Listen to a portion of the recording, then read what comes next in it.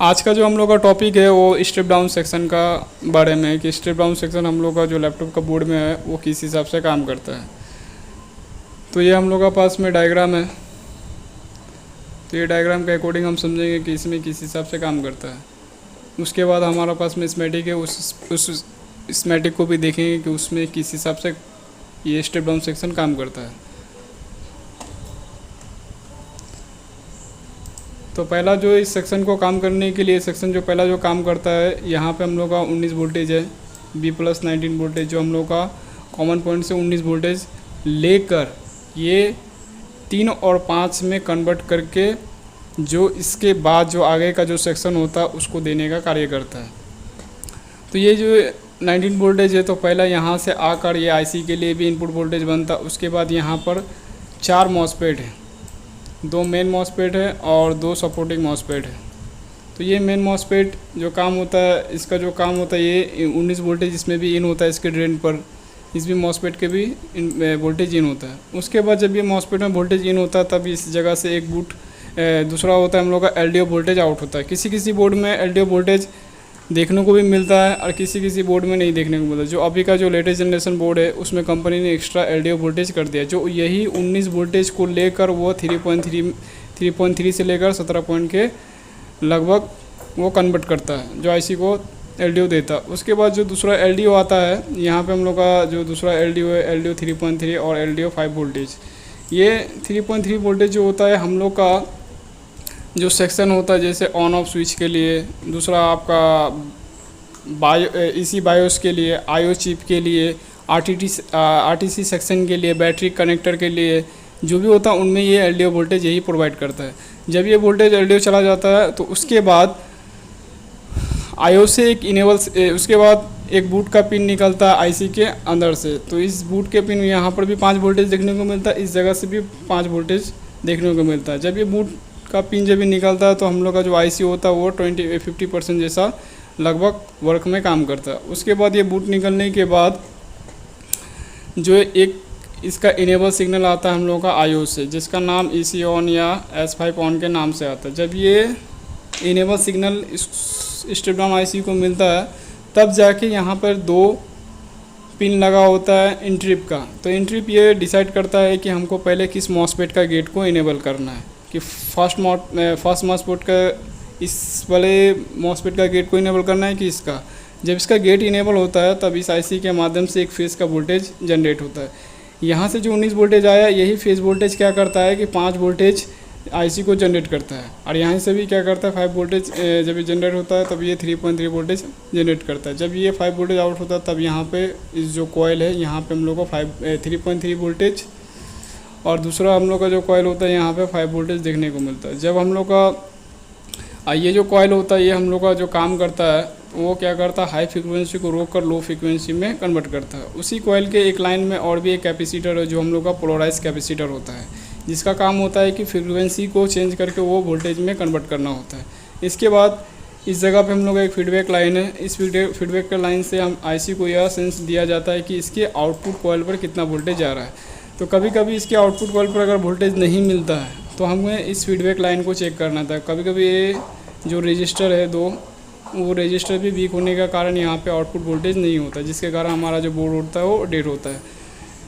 इसके बाद जब ये फीडबैक सही निकल जाता है तब लास्ट में आईसी जो स्टेप डाउन होता है वो हम लोग को क्या करता है, एक पीजी गुड को जनरेट करता है। तो ये पीजी गुड आगे चल के जो हम लोग का जैसे DDR4 या DDR5 के लिए होता है तो उसका 1.8 और 1.0 के लिए ये इनेबल बन जाता है।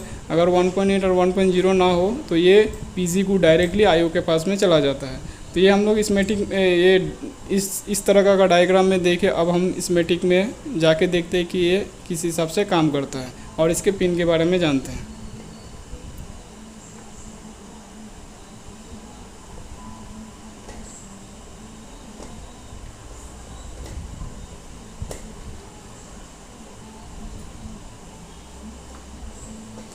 उसके बाद जो इसमें जो प्रॉब्लम जो ज़्यादातर देखने को मिलता है, इसमें जो प्रॉब्लम होगा तो इसमें प्रॉब्लम स्टेप डाउन सेक्शन अगर ख़राब होने से क्या क्या प्रॉब्लम देखने को मिलता है। तो पहला जो प्रॉब्लम होता है हम लोग का डेट प्रॉब्लम देखने को मिलेगा। दूसरा जो प्रॉब्लम होता है वो रीस्टार्टिंग, यानी सिस्टम बार बार रीस्टार्टिंग होगा। तीसरा जो होता है, जो ज़्यादा सबसे होता है, वो मोस्टली शॉर्टिंग का प्रॉब्लम देखने को मिलता है। और चौथा जो प्रॉब्लम होगा वो some time power on and some time power not on, यानी कभी कभी लैपटॉप ऑन होता है तो कभी कभी लैपटॉप ऑन नहीं होता है। और जो पाँचवा इसका जो लास्ट प्रॉब्लम है, वो 5 और 3 वोल्टेज का जो कॉइल होता है वो शॉर्टिंग कंडीशन में देखने को मिलता है। कि इसमें होता है कि किसी किसी कॉल में 5 वोल्टेज देखने को मिलता है, 3 वोल्टेज देखने को नहीं मिलता, तो उस कंडीशन में स्टेप डाउन का जो आईसी है वो 5 वोल्टेज जनरेट या 3.3 वोल्टेज जनरेट नहीं करता है। तो इसके बाद हम लोग अब स्कीमेटिक में देखते हैं।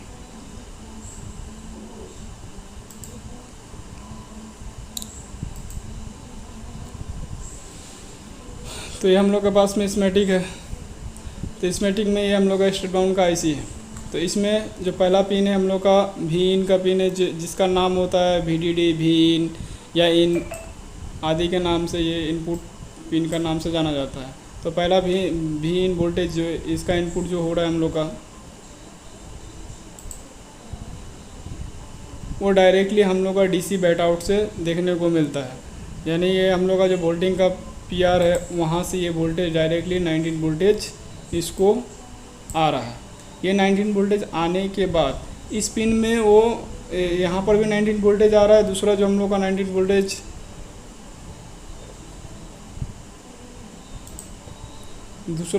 का 19 वोल्टेज ये मेन मॉसफेट में भी देखने को मिल रहा है। यहाँ पर भी 19 वोल्टेज आएगा और दूसरा इस जगह पे भी जो मेन मॉसफेट का है, इस जगह पे भी इस 19 वोल्टेज देखने को मिलेगा। क्योंकि यहाँ पे देखिए कि पावर DC बैट आउट, तो DC बैट आउट का जो वोल्टेज होगा इस मेन मॉसफेट के ड्रेन पर देखने को मिलेगा। जब ये इनपुट वोल्टेज और मेन मॉसफेट में वोल्टेज आ जाता है तो दूसरा हम लोग को जो चेक करना होता है वो LDO का पिन को चेक करना पड़ता है।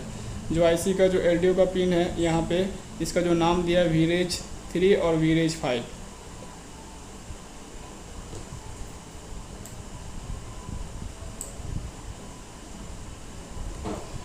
ये VREG 3 और VREG 5, जब इसमें 3.3 वोल्ट और 5 वोल्टेज आ जाता है तब यही 3.3 वोल्टेज हम लोग का जो LDO वोल्टेज का जो सप्लाई से ऑन होने वाला जो सेक्शन होता है, जैसे आपको पहले ही बताया कि आपका IO, उसके बाद RTC section, on off switch, इन सभी चीज़ पर यही वोल्टेज हम लोग को क्या करता है, उसी सेक्शन पर जाता है।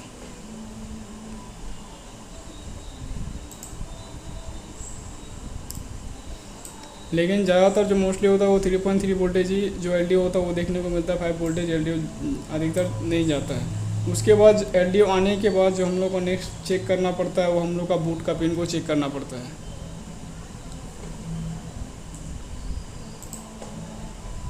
तो इस IC में जो बूट का पिन है वो 2 है, बूट 1 और बूट 2। ये बूट 1 और बूट 2 का जो काम क्या होता है कि जब LDO 3.3 और 5 वोल्टेज आ जाता है तब ये IC के इस जगह पे 5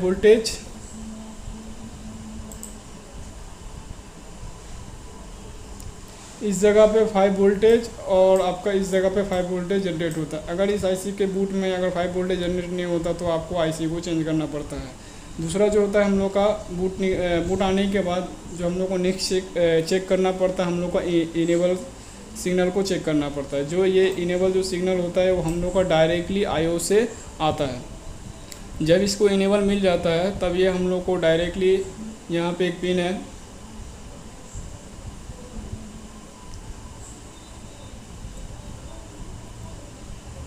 इनेबल मिलने के बाद तब जाके इसका आउटपुट कॉइल में हम लोग को वोल्टेज देखने को मिलता है।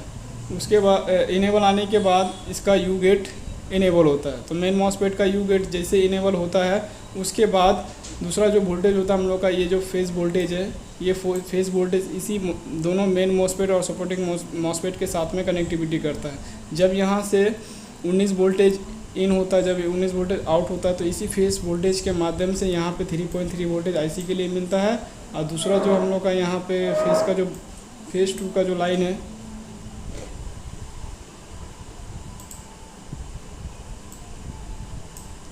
यहाँ पर दूसरा जो हम लोग का फेस का लाइन है, ये भी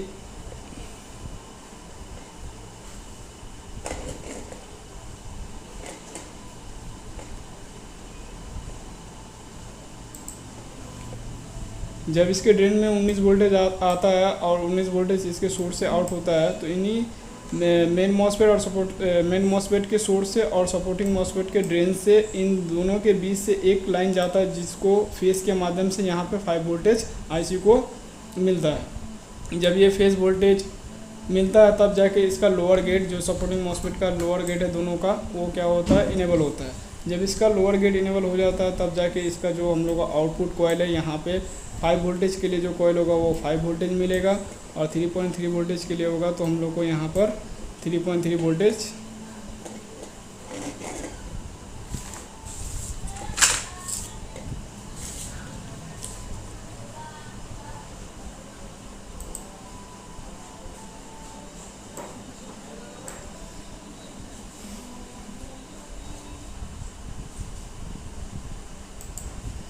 और 3.3 के लिए यहाँ पे 3.3 वोल्टेज देखने को मिलेगा। अगर यहाँ पे 3.3 वोल्टेज अगर आउट नहीं हो रहा है तो आपको उस कंडीशन में आपको फीडबैक को चेक करना पड़ेगा। जो इसका फीडबैक का जो लाइन होता है, फीडबैक का जो लाइन होता है,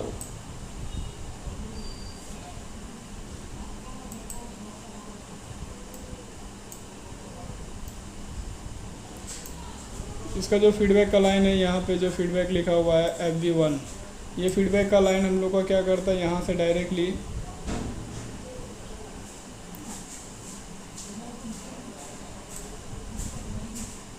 कंपनी यहाँ से डायरेक्टली फीडबैक का जो लाइन होता है हम लोग का दोनों R1 और R2 लगा के यहाँ पे आउटपुट ये कॉइल के आउटपुट में देखने को मिलता है, जिससे आईसी को यह पता चलता है कि इसके आउटपुट कॉइल पर कितने वोल्टेज आउट हो रहा है।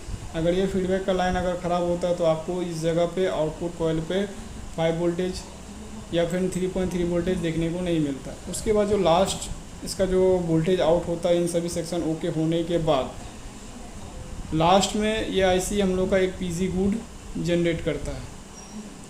ये पीजी गुड वोल्टेज जनरेट करता है। जैसे इसका जो पीजी गुड है वो 3 और 5 वोल्टेज के लिए, तो ये 3.3 या 5 वोल्टेज जो आता है वो हम लोग का एसपीओ के, इसके बाद जो आने वाला जो सेक्शन होगा उसमें चला जाएगा या फिर डायरेक्टली आईओ के पास में चला जाता है।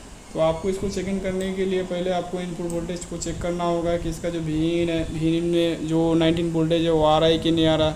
उसके बाद दूसरा जो आपको चेक करना है वो आपको ये मेन मॉसफेट में इनपुट वोल्टेज आ रहा है कि नहीं आ रहा। ये दोनों चेक करने के बाद तीसरा आपको ये एलडीओ को चेक करना पड़ेगा। यदि एलडीओ में वोल्टेज नहीं आ रहा तो भी ये आईसी क्या हो सकता है, ख़राब हो सकता है। तो उस कंडीशन में आपको आईसी को चेक करना पड़ेगा। इतना सप्लाई होने के बाद जो चौथा होता है हम लोग का इनेबल सिग्नल आता है, जो आईओ से आता है। जब ये इनेबल आता है तब जाके ये इंट्रिप ये डिसाइड करता है, जो इंट्रिप का एक पिन है, इंट्रिप 1 और इंट्रिप 2, ये डिसाइड करता है कि ये जो दो मेन मॉसफेट है, इन दोनों मेन मॉसफेट में सबसे पहले किस मॉसफेट का गेट को इनेबल करना है।